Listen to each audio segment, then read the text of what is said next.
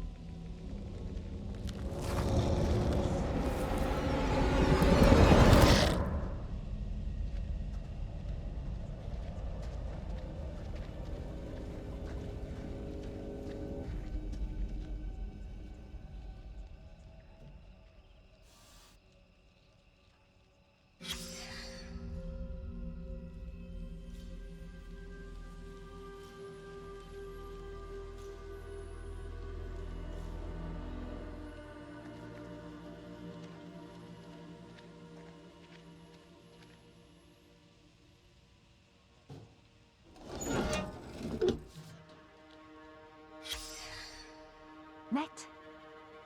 Ich versuche, das zu vergessen.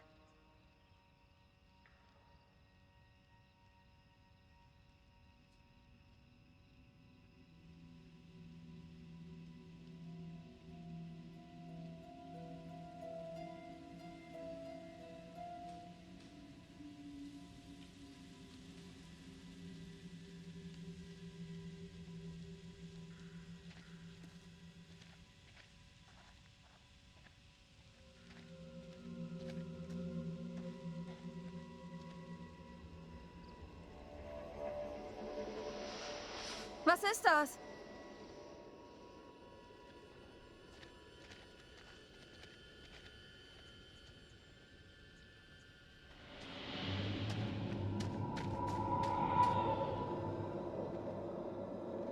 Was auch passiert, wachsam bleiben.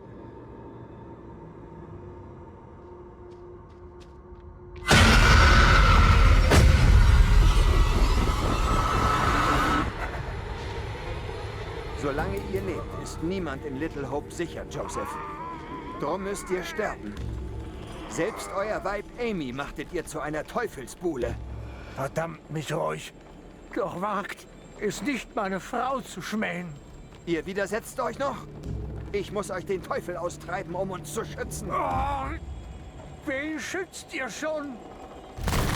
Joseph, entsagt ihr den Teufel und all seinen Werken. Ich sündigte nicht. Ich bin kein Diener des Teufels. In unserer Stadt herrscht der Wahnsinn. Und Schuld ist die Satans Brut. Mary. Wir müssen das stoppen.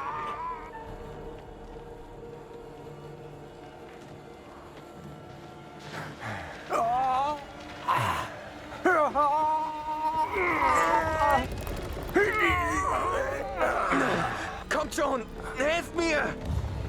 Seht, nun besteht kein Zweifel mehr. Dies ist Hexerei. Mehr Steine! So zermalmen wir den Teufel in ihm.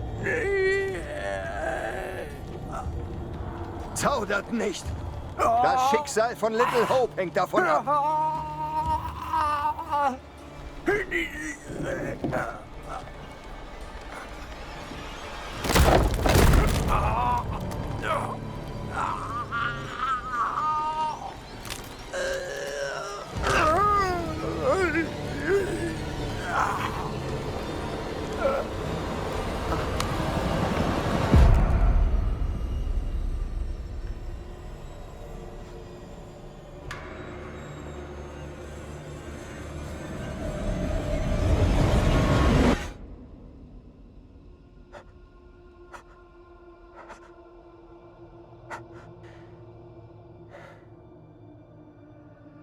Es ist aus.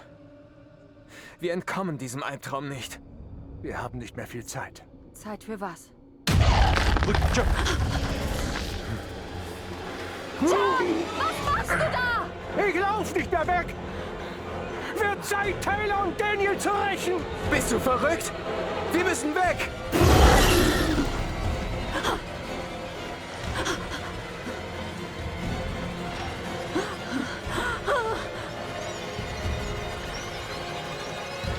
John, beeil dich!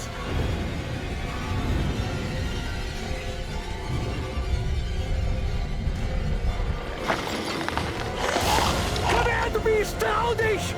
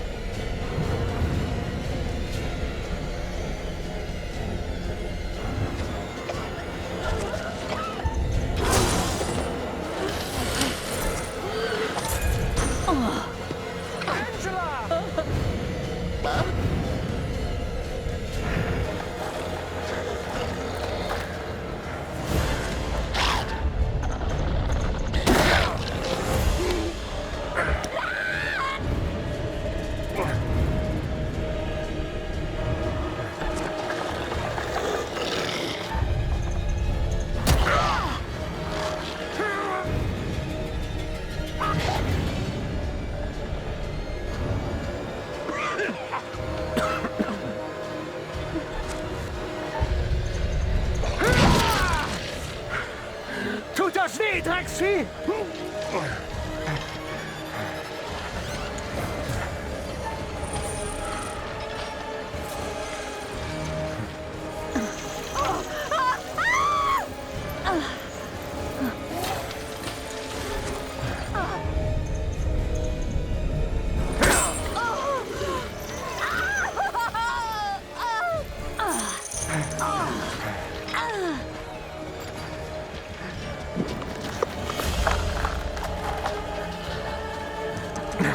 Die Tür ist zu.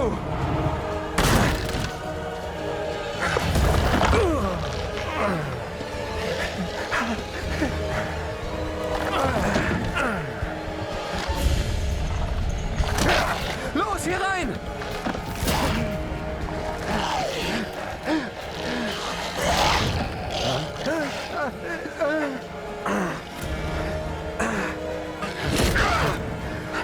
Los, hier rein!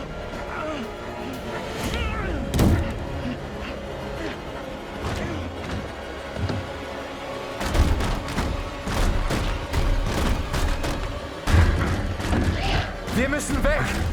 Los jetzt! Das Ding hat nur auf mich abgesehen!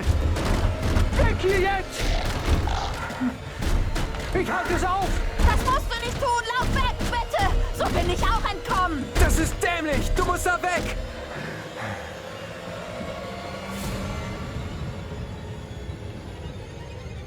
Ist es weg? Ich sehe es nicht mehr.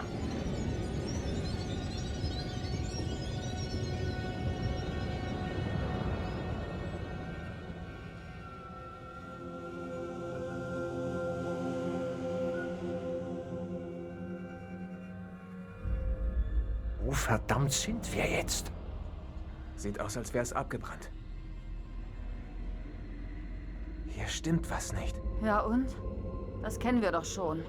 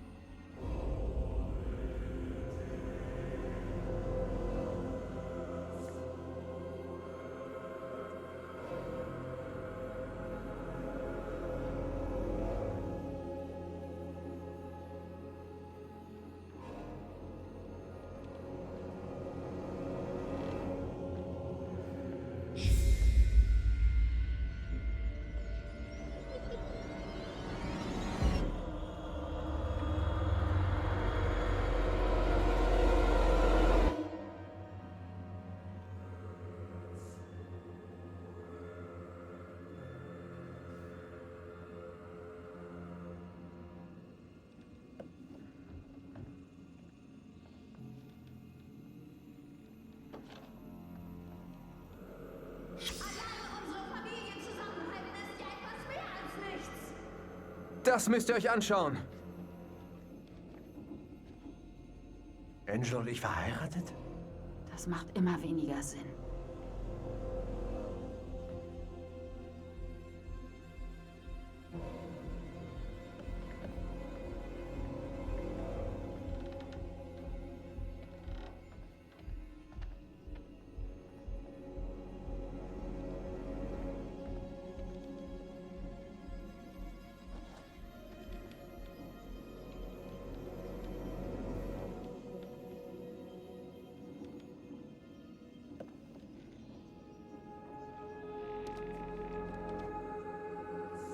Tja, wenn wir eigene Kinder hätten, wären wir vielleicht glücklicher.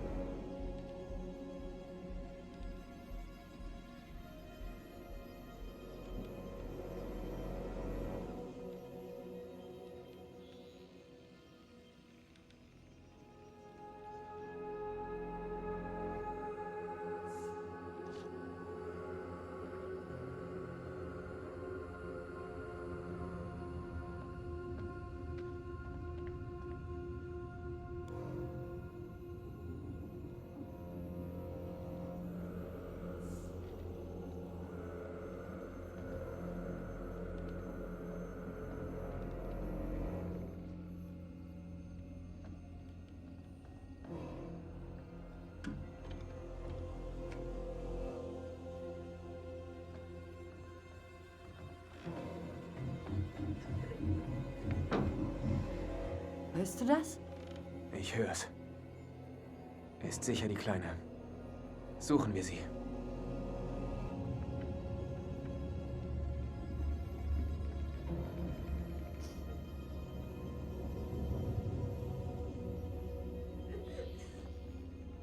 Da ist sie.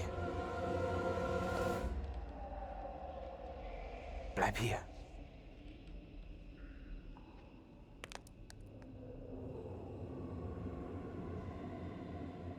Ende, passt du wohl auf die Platte auf? Andrew, was machst du?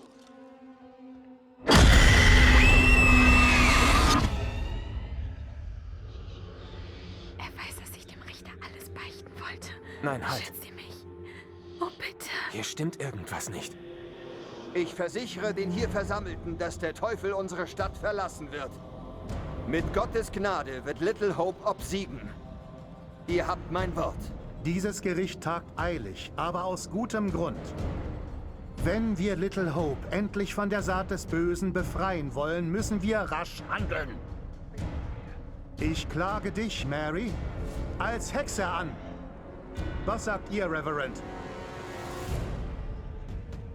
Die Beweise, die meine Untersuchungen erbrachten, sind unstrittig.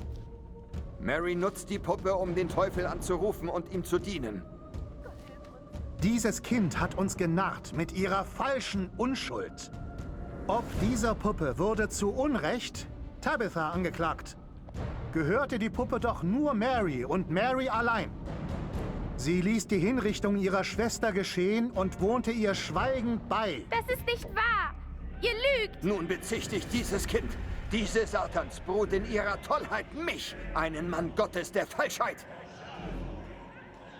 Fall nicht darauf rein, wenn sie einen auf kleines Mädchen macht.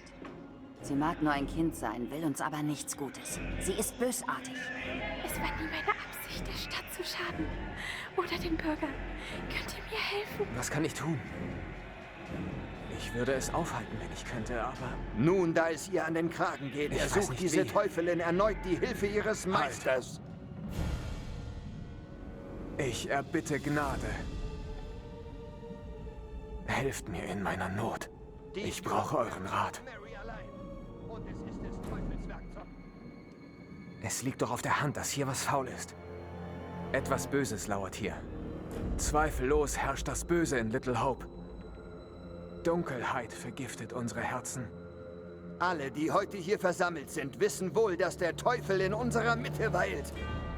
Die Aufgabe dieses Gerichts besteht darin, dem Bösen Einhalt zu gebieten. Uns läuft die Zeit davon. Hör auf das, was er sagt. Mary ist die Schuldige hier.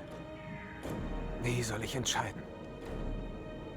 Irre ich mich, so stirbt ein unschuldiger Mensch. Ihr könntet die verdammte Puppe loswerden, mehr fällt mir auch nicht ein.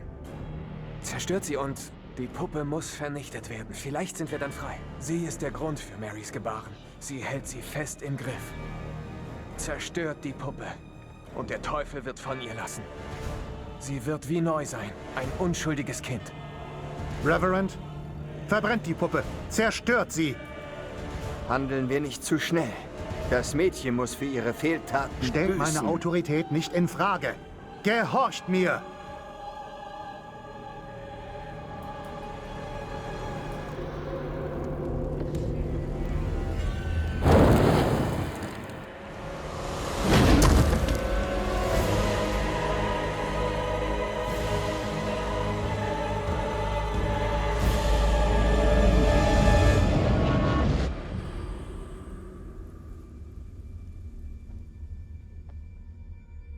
Du hast dein Bestes getan. Was immer jetzt kommt, ist nicht deine Schuld.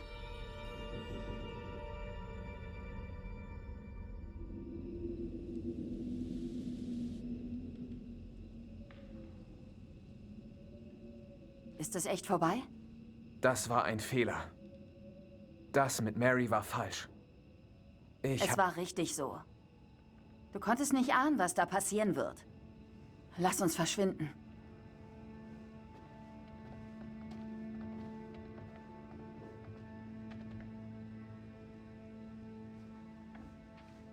War Mary da? Was ist passiert? Kleine wird uns nie wieder quälen. Es ist vorbei.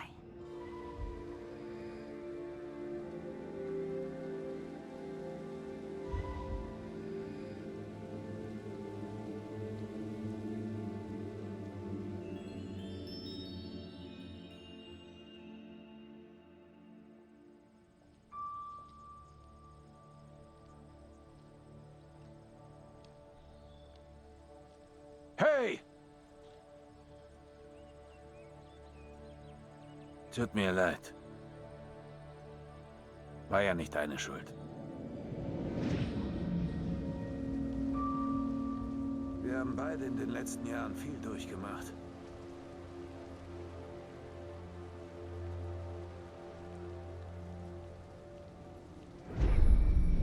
Etwa eine Meile von hier gibt's einen Diner mit einem Telefon. Du rufst Hilfe, verlässt diesen Ort und kommst nie mehr zurück. Hier gibt's nichts mehr für dich.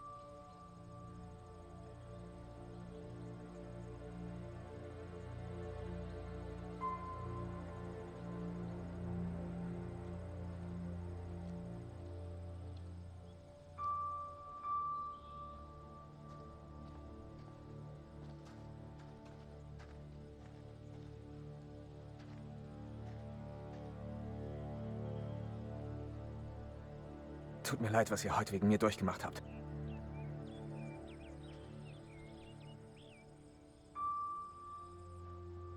Wir haben schlimme Stunden hinter uns.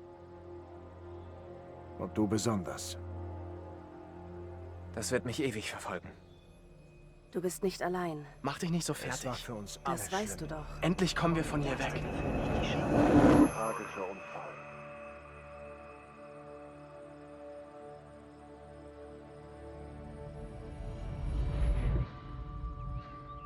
Wären wir nur alle hier.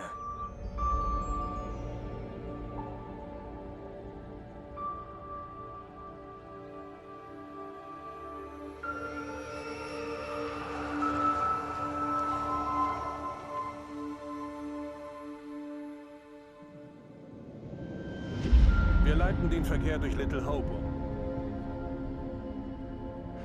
Wie geht's, Kumpel? Sie wirken etwas verwirrt. Alles gut. Ich will nur diese Leute heil nach Hause bringen.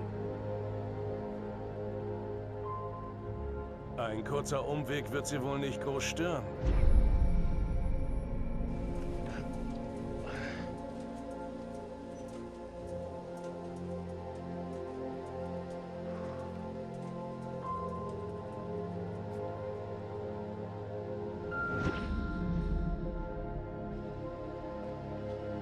Seid ihr bitte mal still?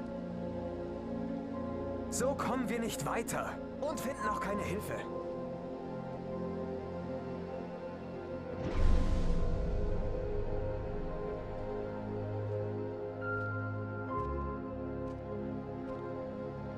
Hallo.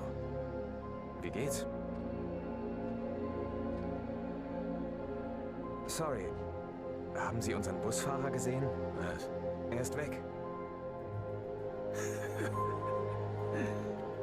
Ja, witzig. Ich glaube, du brauchst einen Drink.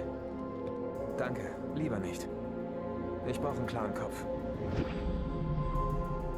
Du solltest jetzt nichts trinken. Das ist keine gute Idee. Ich hab sonst nichts mehr.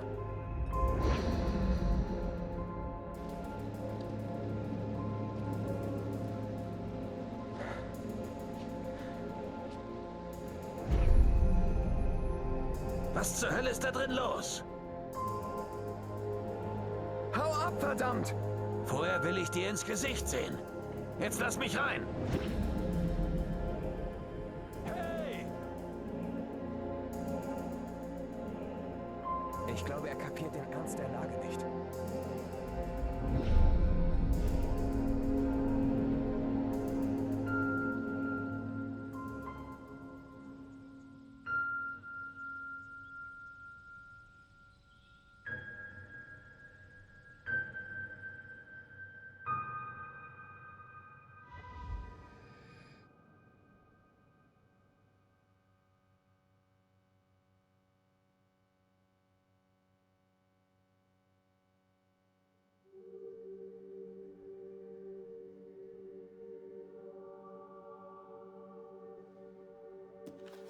Das war's. Game over. Alles aus. Für den Moment. Versuchen Sie es ruhig nochmal. Vielleicht geht es diesmal anders aus. Nicht übel. Ein paar gerettet, ein paar nicht. Das waren Sie. Und Sie fanden ihn. Am Ende. Den Busfahrer. Vielleicht lässt er nun die Vergangenheit ruhen.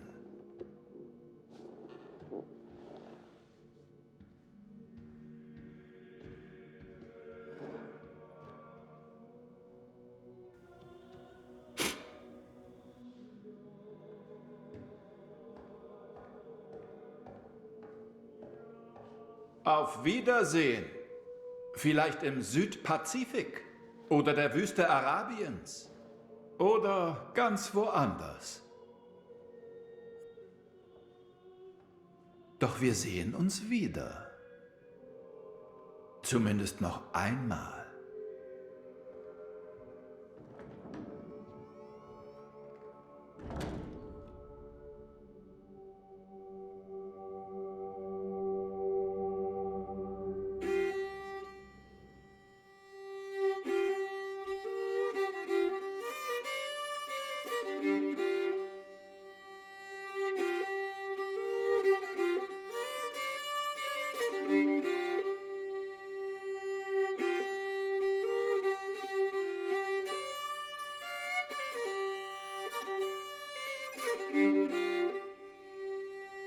Oh, what is this that I can't see with icy hands takes hold on me? I am death, none can excel. I hold the key to heaven or hell. Oh, death, oh, death, won't you spare me over for another year?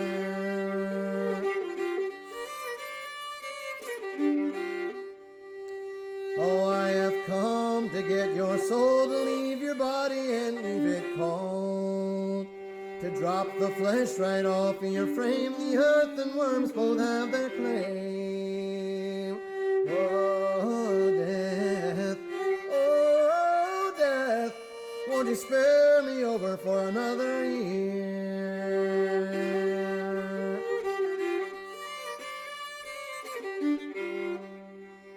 Oh, death, consider my age. Pray do not take me at this stage.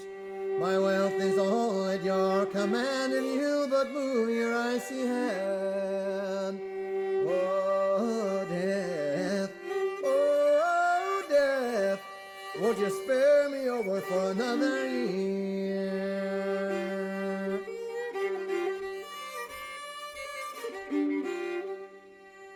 Nor age, nor youth, nor silver, nor gold, nothing satisfies me but your soul. The old, the young, the rich, and the poor alike with me will have to go. Oh, death,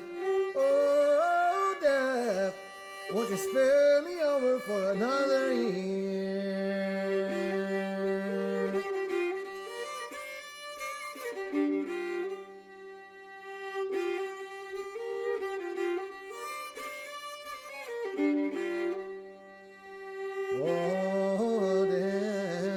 Oh, death, won't you spare me over for another year? Oh, death, won't you spare me over for another year?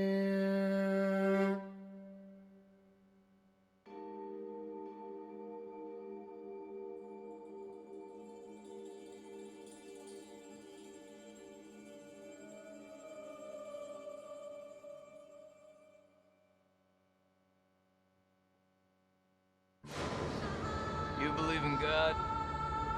Absolutely not. We'll start believing. We are under attack by... I don't know what. You wouldn't believe me even if I tried. Hell, I don't believe it and I was there. In Sumerian myth, they say the souls of the dead went deep underground to the House of Ashes. where they lived on dust, plagued by the demons of the underworld.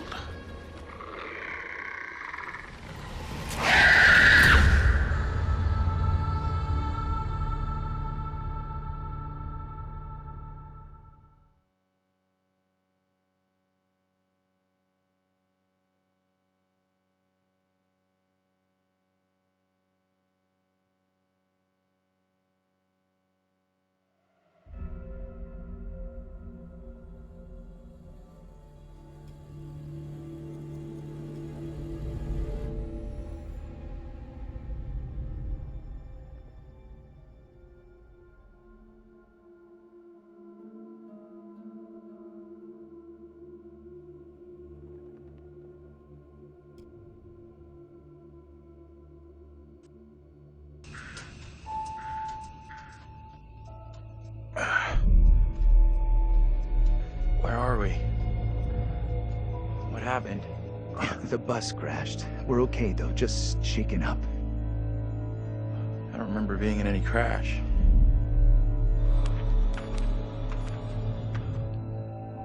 Well, here we are on set of Little Hope, part of the Dark Pictures Anthology. Tell me about the characters you play in the game.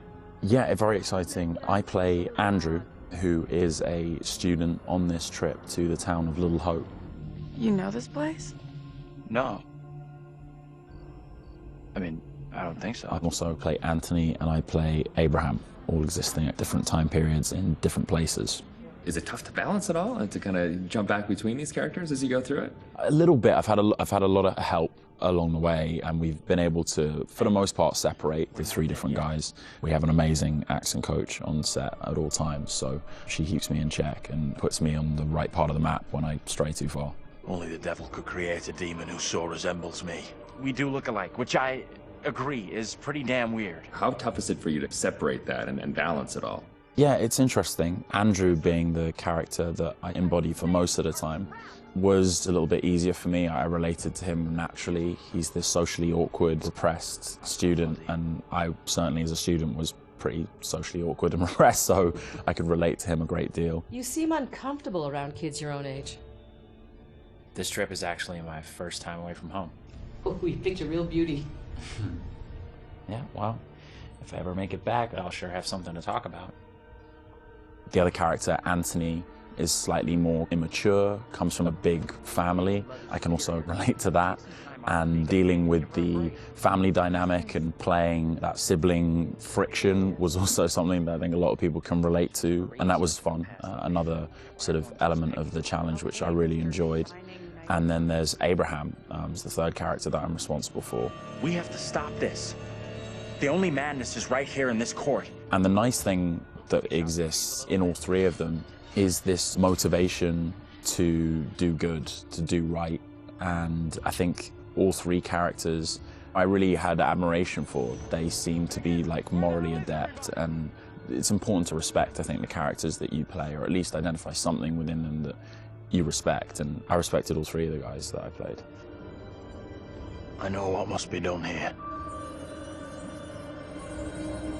And they're all so very different, and even the level of the accents change between them. Is that something that's challenging to navigate? Yeah, that's been really fun for me. It's been, when playing Andrew, I've been doing a relatively neutral American accent, but we sort of base most of the action in New England, so it does lean towards the East Coast, and it doesn't take on too strong of a characterization in either direction. The vocal work for Anthony is similar to that, but because Anthony lives within the 1970s, there's been a little bit of tweaking to the accent in order to accommodate the times. And then Abraham's an entirely different accent. It's been a bit of guesswork as far as constructing that accent, because there's no recordings of what people sounded like at that time. But I suppose the closest thing to it, we imagine, is a kind of Northern English accent. And my dad's from Yorkshire, so I've basically been ripping off what my dad sounded like when he was younger. She talked in this really weird accent. Was that even American? And also with the process itself is a huge, like a learning curve, like you say, with the performance capture. What's the process been like for you? Have you been able to adapt? Do you feel at home now wearing the helmet and Yeah, it's funny. I mean, it presents a whole host of challenges. It can get a little uncomfortable. Okay. After a while, it can get a little uncomfortable. You never forget the first time you go for a wee wearing that headset, thinking, am I on some sort of screen somewhere in the studio right now? Can people see me weeing? But you soon get used to the headset and the pack that you're wearing. And I think the best thing you can do is try and remove that from the equation entirely and just make it about looking at the person opposite you. Some of the more physical stuff is challenging because if you do want to move around and you do want to add a physical performance to whatever facial, emotional things that are being captured, you have to be careful that the sound isn't being compromised because of your movements. But you know, in lots of ways, it's been quite freeing too. We move at a great pace. There's little repetition over the same thing. There's lots of variation, but little repetition really. And we have an opportunity to move freely about the space pretty much. We're not confined to marks and we don't have to relight every single moment. It's go, go, go. It's been 100 miles per hour and I've loved the intensity of it. It's been great. But we're looking for our bus driver. What? Have you seen him? Yeah, that's funny. What's up with the fog outside? It's pretty weird. Sure is a thick one tonight. Actually, it's so thick it's stopping us from leaving. Yeah, I know that feeling. You're, trapped here too, then? I'm good. It's a whole different pace, I feel, than what you normally when you're setting up a scene and you shoot front to back, and then now it's kind of like you're just jumping in and you're just like stop, start, stop, start. It must be kind of refreshing in a way. 100%, yeah. You can start in the morning and by lunch you've died and come back to life 4 or 5 times, whereas on a film set you would have had to shoot for several weeks to get that material. So you do blast through a ton of content. Run! Get the hell out of there! Look out! Yeah, it's gonna be really cool to see yourself in a video game. It's gonna be an incredible experience too. And then now your friends and family members can like play you in a game. That must be a whole weird feeling. Yeah, that is really weird. It's strange enough seeing my face on screen in anything, but you're really mad and exciting, I guess, to think about being in a video game. I guess that's like a little kid's dream in lots of ways, so I feel very lucky. It's incredible. And your friends are gonna call you, but like, I killed you. Yeah, I killed you 3 times. They're like, good to speak to you too, bud. Yeah, thanks for the call. Would you confront your fears or would you run away? I want to say confront my fears. After this experience, I would confront my fears. Maybe previously I would have run away.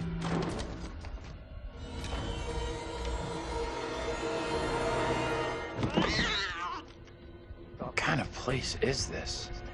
It's one of those things where what you think you'll do is different than what you probably actually. In the moment, yeah, 100%. Oh, I would confront my fears, and then you're gone. Gone. Yeah. And lastly, would you explore on your own or in a group? In a group, I'd have to. One of the best things about this experience has just been the camaraderie that's developed amongst the cast, and over a short period of time, shooting at this intensity, it's bonded us together really quickly, and I've loved being part of the team. A group of us in one room on this crazy journey together, so it's all about exploring as a team. I'm just gonna say it. This is exactly what goes down in horror movies. Well, plus than anything in the horror genre, we know what happens when you go off on your own, right? 100%. Don't do it. They still do it. And they still do it. Let's go check out that room over there. No, don't go check out that room. Nope. Don't go check out. Or bring someone with you. Oh, yeah, exactly. Yeah. There you go. All right, Will. Tanner, thanks a lot. Appreciate that. Thank you. Cheers.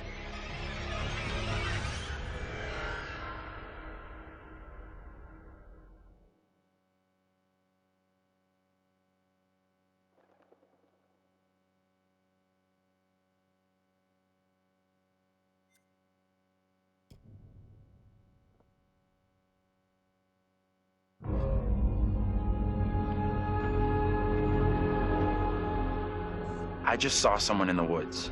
Okay, very good. We're freaked. Who's there? Whoever you are, this isn't funny at all. The demons are an integral part of the story of Little Hope. It's the crux of a lot of the things that happen, and that informs a large part of what we're doing. The starting point for each of the demons was the style of execution. They're based on a character that gets killed. That then informs how the character behaves, how it moves, how it sounds, and those are all brought together to give us that convincing, terrifying demon. In order to make convincing demons, you need to ground them in nature. So what we do is we use our understanding of anatomy and our deep understanding of biomechanics and the principles of the way things move and the way things actuate, and we apply this to the demon design. We obviously start with the production design. The production design is a drowned demon. What we need to do then is look for extra reference. We have to look at stuff like autopsies. We'd look at what happens to the skin when it gets exposed to water for a long time. We have to look at creatures from underwater. We look at various types of fish. Loads of images and real-world reference helps, although it's slightly gruesome. This particular demon we're looking at is the one that's been hung. We didn't want to show the whole of this character, and right from the beginning we said, let's focus on the areas which are the most terrifying. And so the overall silhouette of the character was to be like this twisted rope. Her limbs had coiled, and so we were exaggerating the metaphor of this hanging. 1,000 years of being trailed along the ground, it had worn away her feet, the bones being worn down, the nails being broken off. She'd been in pain for a long time. The most key of all of the elements was the face and how we framed that, and that was that broken, twisted neck, one eye remaining, a tear coming out because it's that last remains of her soul. The noose was digging into her neck, and her tongue is actually so bloated and grown that that actually became a feature for us in the game, that tongue actually becomes a grapple to get hold of some of the characters. To animate a demon, we would start with looking at how they walk or move forward. Some of them are dragging themselves, and then also how they would attack their victims, just flesh out the layout and the choreography of it. Mocap is a big help. Obviously, it's a lot faster than keyframing from scratch. So we decided to use it as a base for some of them, and then we would layer on top of that all the characteristics that bring them to life, even though they're dead. The Crush Demon in particular was difficult to work with because we weren't able to use motion capture footage, so that is going to be completely hand animated. So that meant we were really starting from scratch. All the other demons, we did use actors' footage, so we have a lot of actors with spikes tied to them, limping across the scene. Let's get the fuck out of here! On the Broke Demon, we asked the actor to use various props to try and achieve the sort of movement that we wanted. And I think he did a great job. It was really successful. We've had to, again, add on to that to help with the weight and the believability.